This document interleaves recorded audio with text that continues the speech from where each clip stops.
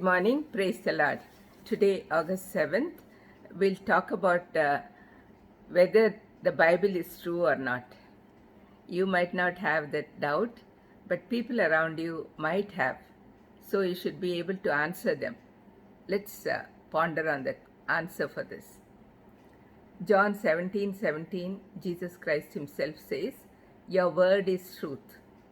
This is the statement Jesus himself made. No one can deny this, but we have the most powerful tempter, Satan, who continuously keeps putting doubts in our mind.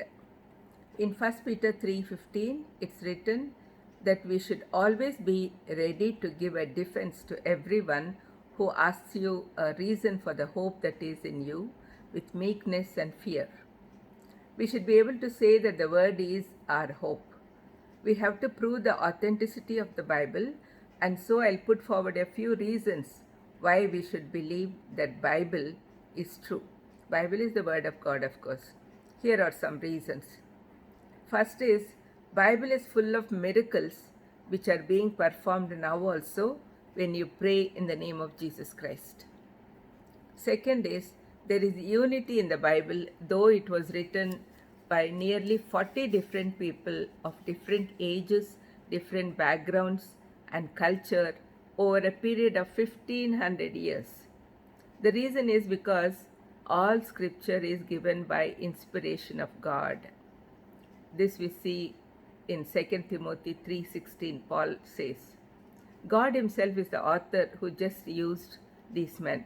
Since the author is the same, however much time it took, how many people wrote, it's the same. The matter is the same because the author is one and only God. Third is, there are no mistakes and lies in the Bible. The incidents that are mentioned coordinate with the secular history. Fourth is, it is full of spiritual teachings which are needed by every individual in their day-to-day living. From Old Testament till date, we all need it. Fifth is, archaeological findings proved that Bible is true. Sixth, prophecies predicted in the Bible about Jesus and his sacrifice have come true. Seventh, Bible has got the power to face all the negative forces. It went through several tests of different nature and came out victoriously. God himself is protecting it. It is world's best sold book. Isaiah 48 verse says, "The grass withers, the flower fades, but the word of God stands forever." This is the truth of the Bible. The grass may wither, it withers. The flowers fade, but the word of God stands forever. So we have to be very confident that the word of God, the Bible, is the truth.